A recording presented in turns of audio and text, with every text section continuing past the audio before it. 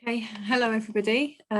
Before we start, we thought it'd be really useful to give you a quick introduction to Holt Ashridge and to EF for those of you in the audience who don't know about us or who might only know about one part of the business. So Holt Ashridge is a triple accredited international business school. We have over 60 years experience of delivering executive education for a range of clients across private, public, non-for-profit sectors in the UK and globally. Our commitment is to developing professionals so they can lead change and improve the lives of us all. And Holt Ashridge is part of the world's largest education company, Education First, or EF. What this means is that we're able to service a whole range of different needs, so from language training to cultural exchange programs and educational travel, right through to the executive leadership development programs for global leaders that we provide at Holt Ashridge. So who are we talking to today? So first, it's a pleasure to introduce Karina. Karina is a research fellow at HALT. Research interests are in the areas of psychology and technology. And Guy is a chartered organisational psychologist and a client director here at Ashridge. And Guy is co-author of the book Connect. And much of the content of this webinar is based on the Connect book. Here's a picture of the front cover of this book. It was published by the FT, Financial Times and Pearson last year in September 2020. And it's been shortlisted for both Best Management Book of the Year with the Chartered Management Institute and the Best Business Book Awards. And Guy can tell you a bit more about the content of the book and also his motivation for writing it. Thank you, Karina. And the book Connect I wrote it with my sister. It's based on Tammy's clinical experience with individuals and my leadership, executive education, consulting experience over the years. It's a practical book with many frameworks and models to help you resolve conflict, improve communication, strengthen relationship, flex your behavior. And many of the concepts that you're going to hear today are based from this book.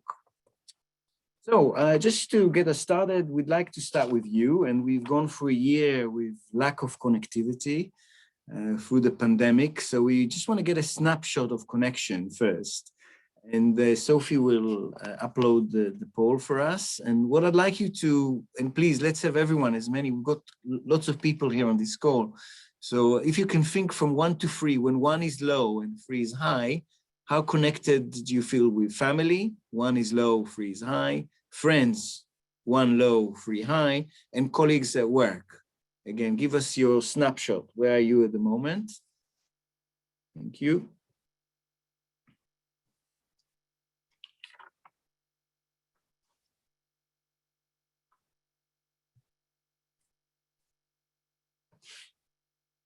Right, let's have more. Fantastic, thank you.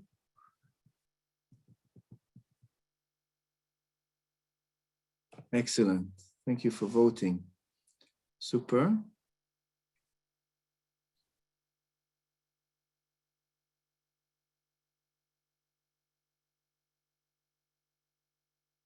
Fantastic, so we'll close it in a few seconds, but Karina, what are we seeing? If you look at first, family is quite high, isn't it? Family is quite high. Yeah. So I think Sophie's sharing the results now, so you can all see the results there. So family is the highest. What do the colleagues at work? What's the one at the bottom? Yeah. So family is the highest, which we'd expect over the past year. We've been spending a lot of time with family. How connected are you feeling to your friends? In the middle? In the middle, yeah. Maybe a lot more online communication with them. And colleagues, that's in the middle too, which is good, because previously we've seen that sort of lower down, people feeling quite low there. Right, so that's a little bit different. The last result we saw people feeling a bit lower, less connected at work, but that's really helpful. And what I would say for those of you who score 1 or 2, please stay on the webinar. You really need it to continue and actually to think how you can improve connectivity and get better at it. Those who score 2 and 3, you can please stay, of course, to think about how can you maintain it and make sure you keep stronger connections across all spheres, both at home, friends, and work. Fantastic, thank you for that. And I'll hand over to Karina. So the session today, we've divided it into 4 main parts, which will cover the following. Firstly, we're going to cover why connection is important, give you a bit of context and how connection has been even more important over the past year. And we then want to spend some time explaining the different connector types and helping you understand your own connector style. Guy's then going to go through some tips for improving connectivity and performance. And then finally, we're going to ask you to take at least one action back to your organisation as a result of this session. And there's going to be a couple of points throughout where we'll ask you to respond to a poll or to some questions, just like the one you have done. And then at the end, there should be some time for questions with us. And then our aim is that by the end of the session, you'll be able to appreciate some of the current issues and dilemmas around the changes in the work environment, understand your connector style and the implications of this style when working with others who may have different connector styles to you, and apply some key tips and techniques to improve team communication and performance in a hybrid environment. Great, and we have 3 key messages, takeaways for you today. One is around the fact that we're missing human connections through the COVID-19. Human connections are critical for our well-being and forming effective relationships with others, and we're missing those. And connecting effectively requires both self-awareness and understanding others' styles, preferences, and motivations. And of course, to be better in terms of connecting, you need to flex your leadership style so you can make a difference on both personal and team performance. So those are the key messages. And just moving on to the context, a few things to share. From our point of view, there's another virus that is spreading. It's not COVID, we call it loneliness. And we have data even before COVID-19 that if you look at the UK, that 15% of the population was living alone. This number in the UK, but also across the world, has increased. We now have millions of people with very little human contact, millions of people who lost their jobs, lost their routine, and also many people without family ties, feeling very, very lonely. We know also the loneliness can cause physical impact our physical health, including high blood pressure, diabetes, weight gain, and sleep quality. So it has real implications. A recent study with 12,000 executives showed that 70% are feeling lonely at work. And this is no surprise with more virtual working, more isolation for people and stress and burnout. And we also know from talking to our clients that people are missing the office conversations, the face-to-face conversation, the gossip, where information is transferred between each other and we know who's in, who's out, what's going on. So we're missing those kind of informal interactions. We also know it's much more difficult to seek help. And generally, many, many people are struggling to connect with others at work. So that's been, we know, a massive problem across the board. And what we argue here today is that if we do not pay attention to this virus of loneliness, if we don't reverse that trend, it will continue to impact us. So today is an opportunity to start thinking, how can we reverse this trend? I also want to just note that there's been more acknowledgement of loneliness, mainly in the corporate sector. There have been high-profile suicides with executives who found it difficult to seek help. And we know that probably more men than women are struggling to seek help. It's the tip of the iceberg. And as leaders, managers, people in the workplace, we will need to think, how can we identify signs of help and how we offer support in time for people so they can improve their mental health and avoid any tragic consequences. And just another piece of context is this dilemma of profit against humanity. And this has come to the fore, we think, now with COVID, where businesses are struggling. On one hand, we want to have and we need profit to survive. On the other hand, we need humanity, because without humanity, we can't stand it. And what I would argue that in the next coming months, perhaps even years, businesses, organizations will have to deal with this challenge of profit vis-a-vis humanity. How do you balance those two aspects. And another piece of information that we would like to share with you is around the importance of relationship and bottom line performance. I think some of you may know that Google is using 20% of the time for each employee is given for innovation projects. If you look at Google's pipeline of innovation, a lot of it can be traced to the fact that Google trusts employees 20% of their time to try new things, even fail. And it creates a culture of innovation within the business. Netflix is doing the same. Line managers are guardians of the culture, so real emphasis on relationship and connectivity. And another example, which I really like, is Costco versus Walmart. If we think of Costco as a business, they pay more attention to healthcare benefits, to salaries, to career progression than Walmart.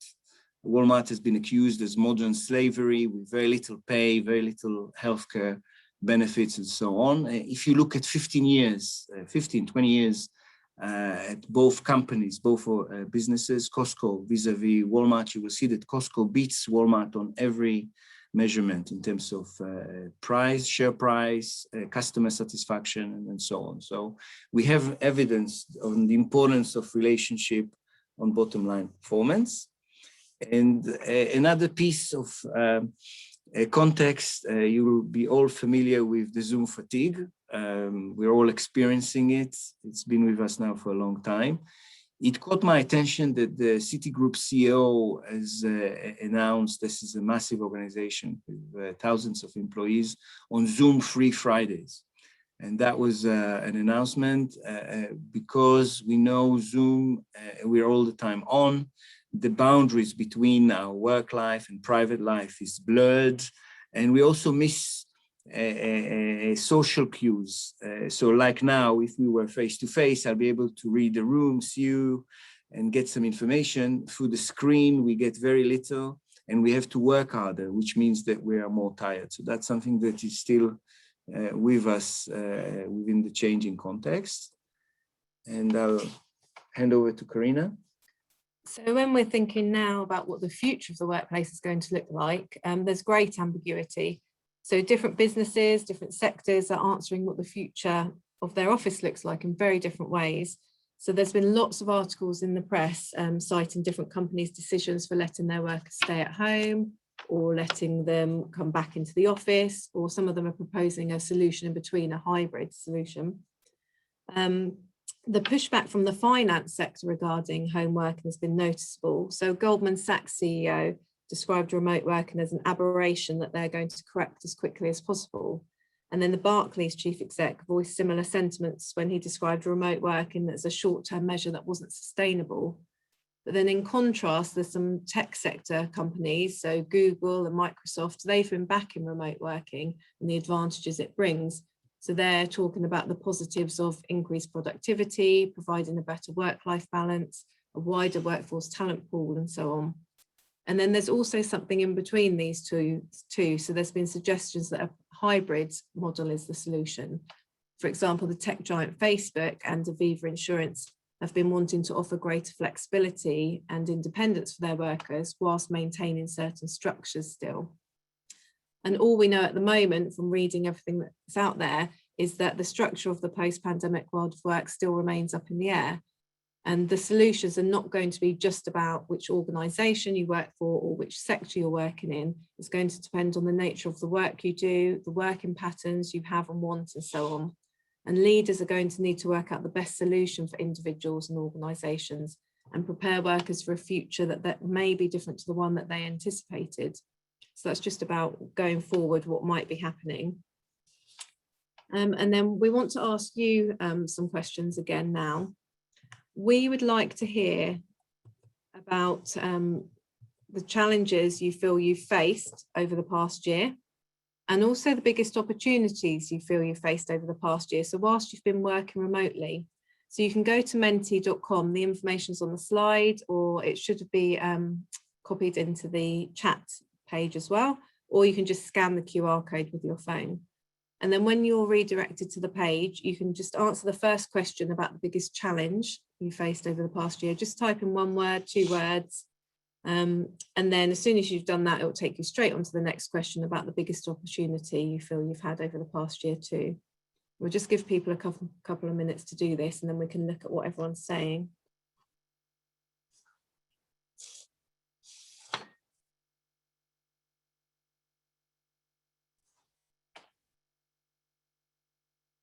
That's great. Thank you for participating. Please keep on typing. We're excited to see, and we want to compare it also with our first earlier webinar. Similar themes emerge.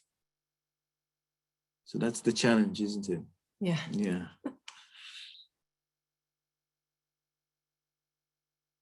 It's interesting to have so many people responding to this at once, because obviously we've all been having conversations around this with friends and family and colleagues. Excellent. So it's keeps on changing, which is fantastic. Keep on typing. Seeing the work-life balance is seems quite Figaro.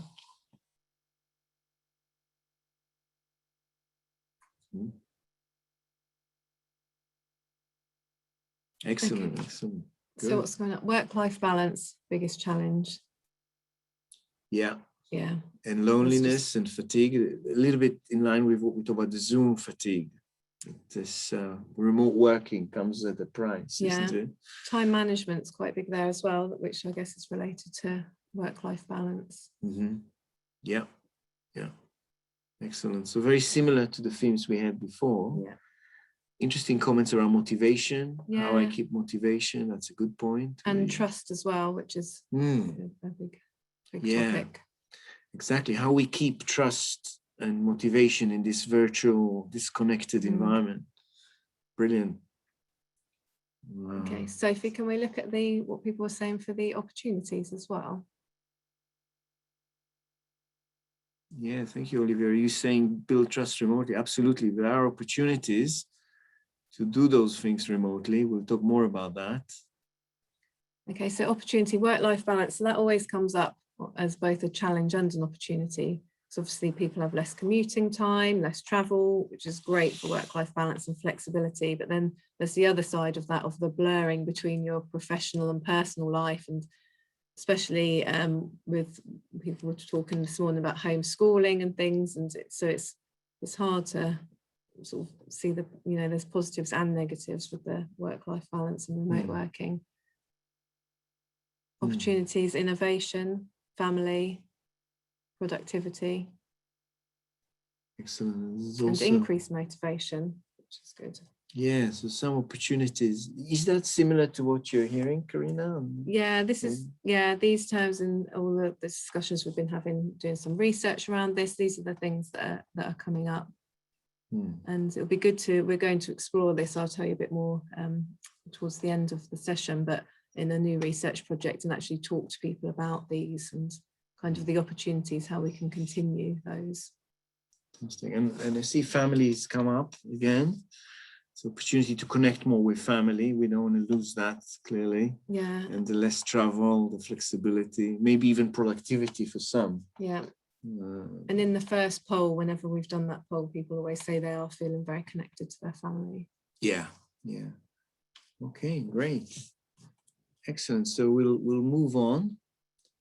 Thank you for that. I think we'll close this part, and the next thing really we want to try and talk about is, what do we do then? So I think there was a comment in the chat that I really liked about how can we build trust and in this changing world. And I think building trust is very important in building communication, connecting with others is critical. So I just want to talk a little bit about that. And the first thing to help us with this is to think about your connector type. So we're going to send within the chat an online questionnaire. You can do it later. Don't worry if you haven't done it. Some of you may have done it before the webinar. It gives you indication of what is your connector type. Now, our research shows that there are 4 key connector types. Each type represents different energy, motivation, preferences at work. So they are very different. They're all important, all useful. But we are very interested in this conversation right now is for you to start thinking or raise your awareness. What is your dominant connector? You know, what is the one that best fits your style at work? And I'll go by, take you through the 4 connectors one by one. The first one is facilitator, which is around facilitating group harmony and ensuring commitment to values. That's one type, very important, about teamwork and harmony. We've got another type, which is director, which is about getting things done and keeping things on task, on track. We need the directors to get us on track, to make sure that actions are being followed through and that things move on. We have the innovator, very important. We said earlier, maybe the innovator has become even more important now in those changing times. And this type, connected type, is about renewing the group with new ideas. So some of you may be hearing this now may say, yeah, I'm actually an innovator. My style at work, my preference, my values are around all the time renewing the group with new ideas. And there may be some that are specialists where their interest and focus is data, quality. That's their main focus. So no right or wrong, just different people will have different types and preferences. We are interested in that because in this virtual changing environment, it's very important for us to connect effectively with different team members. So knowing our style, our connected type, and what is the other person connected type can really help us have better communication, better team performance, and make sure we get things done collectively. And if I take us through each one by turn, and please think as I go through those, because we're going to have to do a poll at the end, which one represents you most? What is your primary connected type? If I look at the first one, the director, this is about getting things done, being self-disciplined, direct, and wanting actions. Directors usually struggle with long introductions and silences. To connect with a director, and very important for us to think on each connector, what do we need to do to get the most out of them? With a director, you need to be concise, action-orientated, and show energy. If I look at the facilitator, facilitators are about teamwork, around atmosphere, around harmony in a team. So they're personable, very collaborative, but they will struggle with conflict and lack of appreciation. So it's very important for us when we connect with the facilitators to show empathy, to focus on values and harmony. If we were to talk to a facilitator on lots of around milestones, actions, deadlines, they will switch off. Their interest is more the team working, values, and harmony. That is their main focus in terms of work. And the innovators, they are also critical for team working. All 4 are important. The innovator helps us with fast-paced, impatient can be, but they like to get things better. You know, they never rest. And they struggle with rigid plans, little opportunity to contribute, and details. And if you want to connect with an innovator, you want to make sure that you support their ideas and avoid details. So when I was writing the book Connect, as I mentioned earlier, I was writing it with my sister. My sister is an innovator and I'm more of a director facilitator. So as we were writing the book, my sister wanted to open up things all the time, new ideas, new concepts, while myself, more as a director, I was more keen to keep to deadlines. And that was a bit of a tension between us. But we've learned to respect each other and work through the differences, and it became very helpful for the book because we managed to get it on time, but also with good ideas. This is just a little bit of an example of innovators and directors working together. And of course, not to forget the specialists, very important. Those people are around quality over quantity. They are detail-orientated. They may struggle with broader issues beyond their expertise, may not like so much chit-chat, but the emphasis is quality and data. And I was talking to Karina earlier, she's a specialist. So she really adds, I always feel, to those presentations with very good data, good information that really backs up what we're trying to do. So in your teams, it'd be good to think about what is the mix. Who have you got? Have you got facilitators, directors, specialists, innovators, where you're perhaps, you have too much of or little of? is good to think about, and also to start thinking about yourself as well. And if I ask you now, we can do a little poll here as we speak around your primary connector type. And just for now, if you can think, and Sophie will help us with a poll in a minute, to think what are you, your best primary or your main type that represents you? Is it facilitator, director, innovator, or specialist? Fantastic. Please keep on voting and sharing your type. Excellent. And those that are not clear, that you'll have the online questionnaire to help you. Brilliant. Got more responses coming in. Fantastic. Let's have a few more. Excellent. Right. Super. We've got most people voting. Thank you. Yeah, let's have a few more. Brilliant.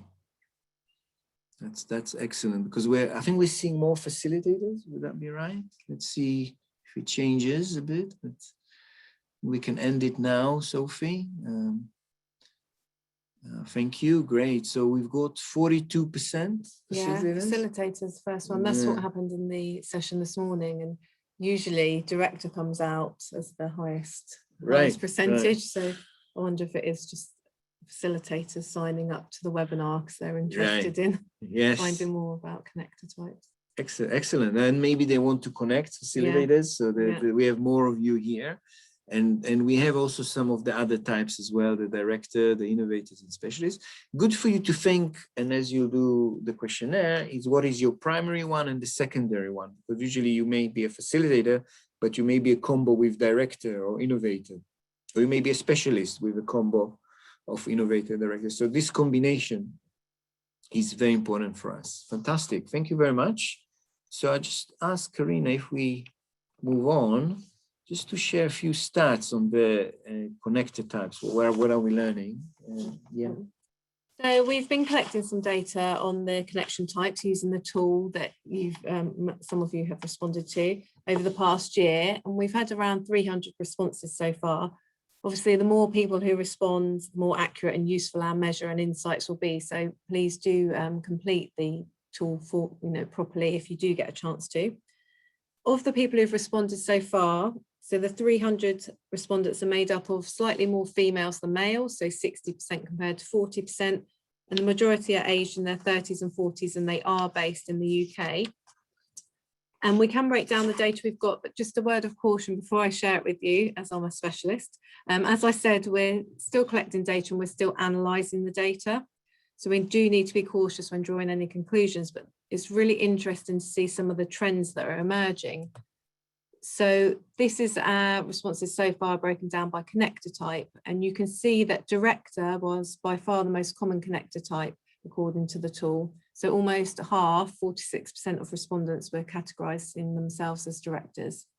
There were very few specialists, around 10%, and then the innovators and facilitators shared an expected proportion of, almost a quarter each. We would perhaps expect this because the tool's been shared amongst the Holt-Ashridge contacts, and therefore much of the responses are from a management population. So it's been really interesting to see on the webinar this morning, and again now, that there's such a high proportion of facilitators. We can also break down the responses by gender. As I said before, there are slightly more females than males responding to this, but breaking down the connector types by gender is indicating that director is still the most common form of connector for males and females. But if you look at the females shown in green, you can see that they're more often reporting themselves as facilitators compared to males, so 26% compared to 16%. And if you look over on the right-hand side of the graph, you can see males are more often reporting themselves as innovators and specialists compared to females. So although these are very much preliminary findings, we can see a trend emerging where females are describing themselves as connectors with more of a human approach, facilitating the group harmony, whereas males seem to be describing themselves as more of a technical connector approach. We can also look by managerial level. So you can see on the left-hand side of the graph, there's different managerial levels. So if we just ignore the C-suite at the bottom for now, as you move up the graph, you're increasing the managerial level. And you can see the directors shown in blue on the left-hand side of the graph are lowest for individual contributors, and then increase each level up to senior manager at the top of the graph. And it's interesting to see there's a higher proportion of facilitators shown in the yellow colour amongst the first line managers. And then these numbers drop down, but as you get to senior levels, sort of 16, 17 for senior levels and 29% for the first line managers. So it is useful to think, like Guy said, people can be a combination of different connector types. And we are going to look at this, and we can look at this, but for now, if we just think about what connector types you've got in your organisation, if you have a think about what you are, what your team is, what your organisation has most of, and then also think about what connector type might be needed in your organisation. So has there been a shift over the past year as a result of the pandemic? Do we need more innovators or facilitator style connections at the top with the senior managers? This is just something to consider going forwards. Sure. Thank you, Corinna. And I think we are seeing that maybe we do need more of the facilitators and innovators moving forward. Yeah. We need, and of course we will always need the directors and specialists, but there's something about the ambiguity and the change that requires perhaps some of those qualities. Thank you. Great. Thank you very much. Excellent. So is it okay we move on? Yeah. Okay, great. So we of course don't leave you today without tips and techniques and ideas of what to do. And this is based on the book and our knowledge and experience of working with managers over the years. There are some things to pay attention to in these changing times in terms of connectivity. And I will go through 7 tips. The first tip is around be positive. So we know in this virtual environment, it's very easy to interpret events as negative. My boss doesn't like me, this colleague doesn't want to talk to me, this client is difficult, because we are not face to face, we are disconnected in a way. So trying as much as possible to put a positive and optimistic lens on events, on your relationship with others can really help. We also know within team or high performing team, the ratio between positivity and negativity should be 3:1. So high performing teams, it's 3 interactions that are positive and 1 negative. So please pay attention in your teams, what is the quality of interaction? Is it positive or negative? And if it's too negative, try and make sure that the balance is much more towards positive interactions, positive gestures. This will impact on your team performance, no doubt. That's one tip. And the second tip is about being adaptable. By the way, this is a busker, somebody in the South Bank. I took this, he had this credit card. You don't give tips with coins now. He's adapted clearly, this man, and you pay him by credit card. And similarly, I would argue we need to adapt in this changing world, in this hybrid world where now going back to work, where we need to perhaps do things differently with our colleagues, work differently with our bosses and managers. We need to be a bit more proactive. If we are used to perhaps being a bit too passive with our relationship with others, we may need to adapt and change and reach out more to others, right? So we need to continuously think, how can we adapt and change and flex our behavior? Tip number 3, I really like. This is around allowing micro moments of connectivity. Micro moments of connectivity. And this is making sure that in your day, you make, first of all, time for yourself, whether it's mindfulness, whether it's sports, so that you can recover. We know from the Zoom fatigue and other aspects of this pandemic that it can be very emotionally draining. So connecting with oneself during the day, allowing for time is very important. Keeping in touch with good colleagues and strategic partners. So making sure you have coffees, virtual coffees, face-to-face coffees. Don't let the operational work suck you into the fact that you stop getting in touch with good people and clients that you need to keep in touch with. So make sure you have those moments of connectivity, even by phone or face-to-face if you can. And as I mentioned earlier, it's very, very important. It's upon all of us to ask and offer support more. Notice if people are struggling, offer support, and also ask ourselves for help if we need to. And this tip is around noticing how your mood may be impacting it on others. So what we've learned with the connected types is that unintentionally, your mood can impacting others. So if you're like a leadership team with many directors, that's your dominant connector types, the downside maybe without you noticing is that you're pushing for a lot of tasks, a lot of activity. It can come across as bullying if you're very high on the director connecting style. So it can lead to burnout and to damage to others without you noticing that. So there's a shadow side to each connector type. If you think of facilitator, which is a good thing as well, but if we have a group of leaders that are mostly facilitators, they will not take decisions, and that can also impact negatively on others. So noticing your connector type is very important, and the impact it made, the negative impact, the shadow of it is also very important to pay attention to. And as I was sharing at the introduction, burnout, mental health is key in this environment. This is something we will need to watch out for in the coming months and maybe even years. So what are the signs of burnout? Are you getting aggressive emails late at night, aggressive emails on minor trivial issues? Are there signs of alcohol or something else that is going on at home? We need to identify those signs as good team workers, as good leaders, and act on them. If we're seeing some evidence of it, we need to kind of identify those and and ask people either to get help or support them in any way that we can. And this is one I really like. This is about connecting to purpose. And the story here is about John Kennedy. He visited NASA and he met the cleaner and he asked her or him what was they're doing. And he or she said, "I'm helping to put a man on the moon." This is the cleaner in NASA, clearly connected to the overall purpose of the organization. And we need organizations, I would argue today, that have connection with purpose. So you can think, whether you're in healthcare, whether you're in other sectors, how does what I do connect to the wider purpose of the organizations? And we know that the organizations that will win the day and that will do better are organizations that are more connected to purpose, that are able to link the everyday activities to a wider, bigger goal. And finally, and that's also very important in this move to this hybrid environment or normal, whatever that is described. And as Karina was saying, we really don't know what this normal is going to look like. There's still lots of conversations and debates, the balance between face-to-face and virtual and so on. But what we know is important is to make time for courageous conversations and talking to your staff, talking to your peers. They may feel disadvantaged as their roles been developing whilst they've been absent.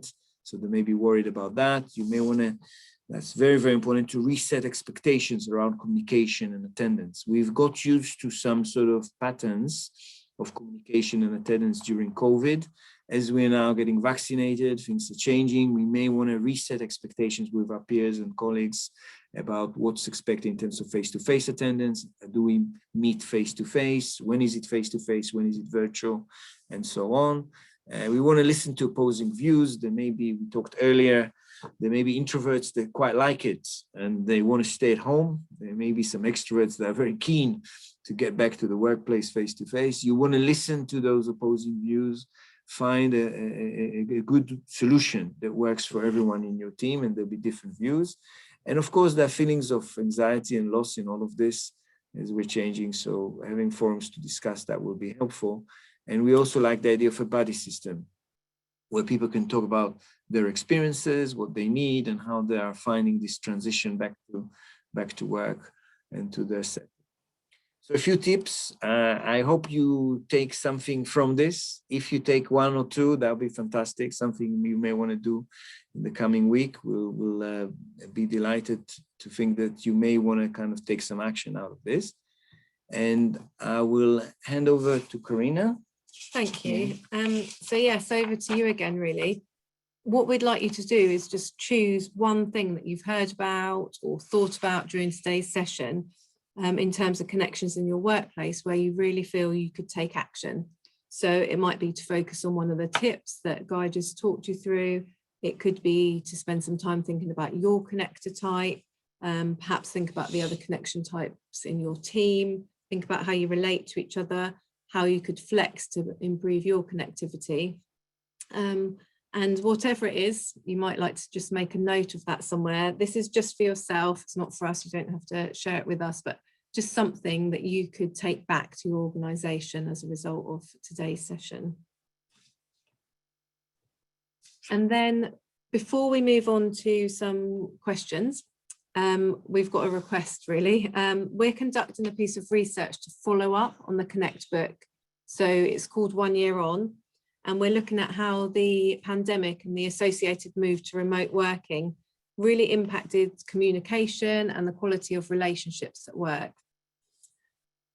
So we want to know what have been the challenges, what have been the highlights, how have people adapted over the past year? And then as well as looking backwards, we want to look forwards. As I said earlier, it's a bit ambiguous what the future is going to be like in terms of the world of work. So what are your hopes and fears for the quality of connectivity and working lives in the future? If you'd like to get involved, you can respond to a short online survey. The link to the survey has been shared in the chat now. We're also going to be running some discussion groups too. So please get in contact if you want to get involved or if you have any questions about it. We've got our contact details on this next slide.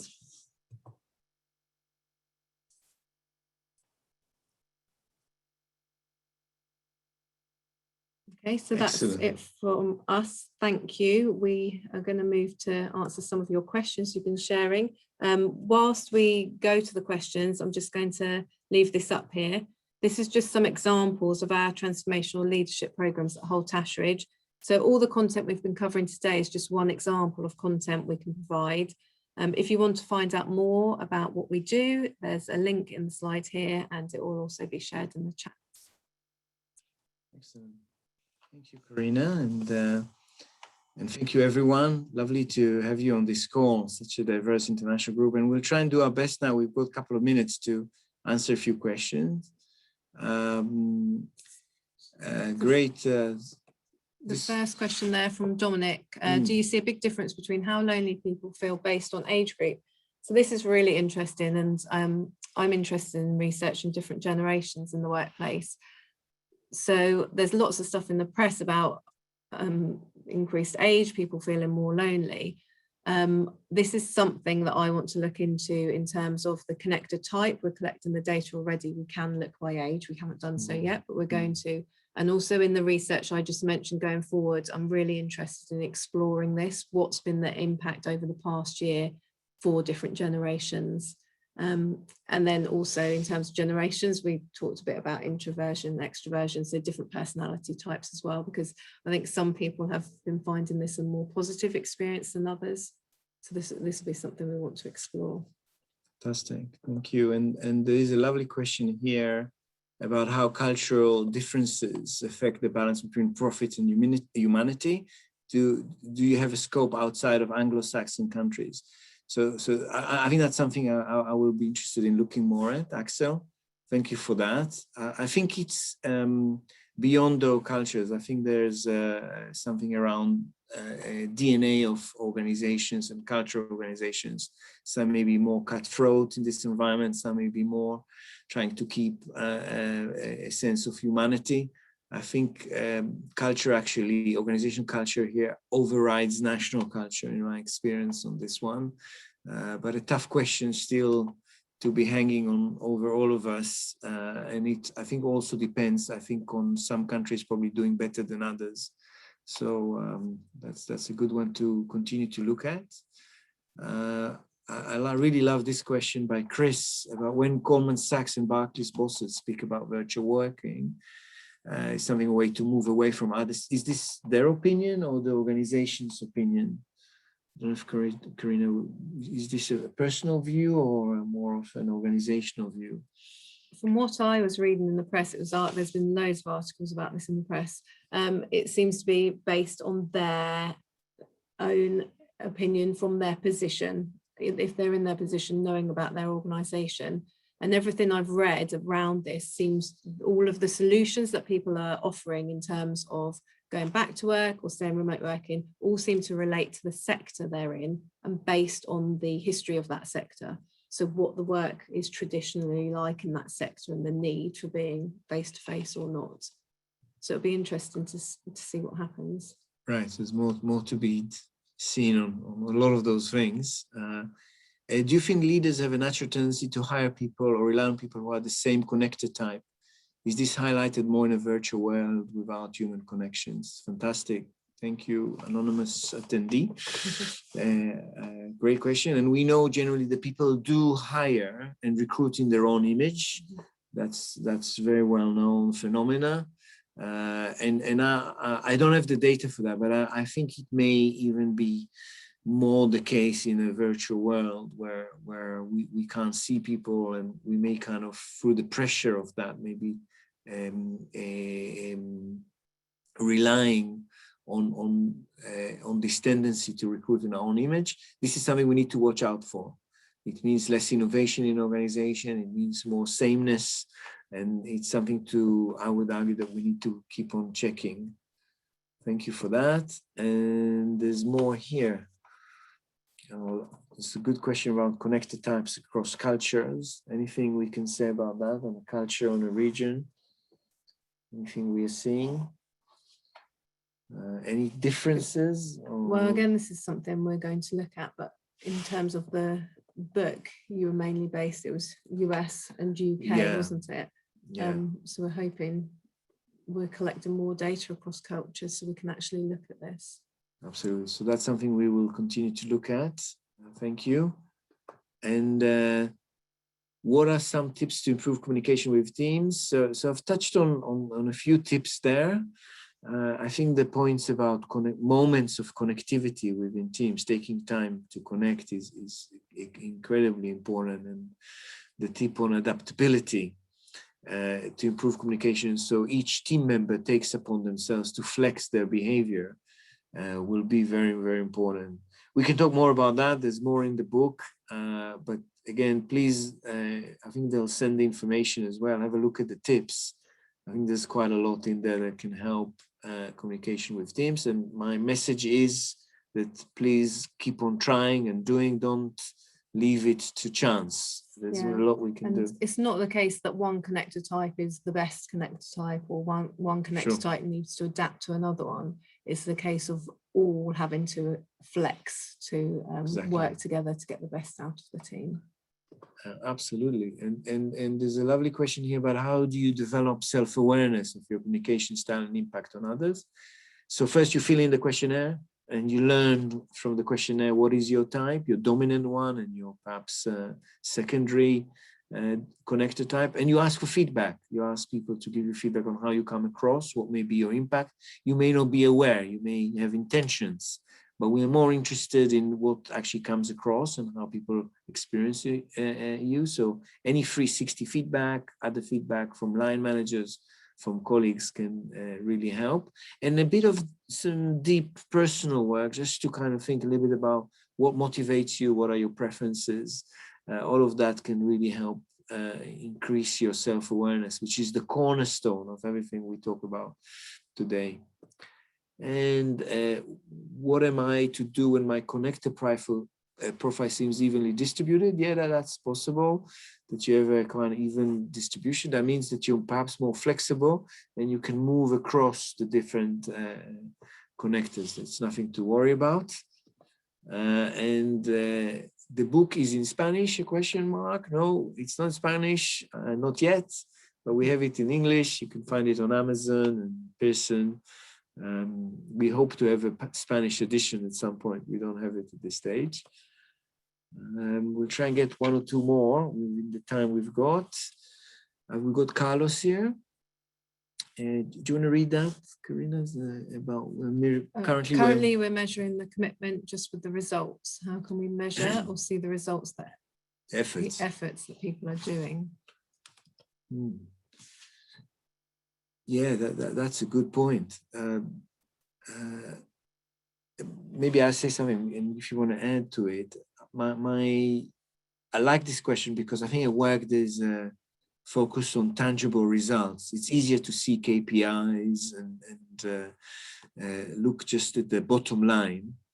But I think it's very important to have, if you like, measures that look at the how as well. What has been the style that has been used, what has been the morale of the team, what has been the learning that has been taken place, so that you can put some measures. They'll be more qualitative, but you can look at learning, you can look at feedback, you can look at qualitative measures, as well as bottom line data. It's very important that you actually look at both when you are looking at performance. You don't just rely on the crude measurements. Thank you for that, Carlos. And we're moving to Anne Terry. How do different connectors type map with other profiling tools? Yeah, so there may be some links to Myers-Briggs that you may have come across, Myers-Briggs type indicator.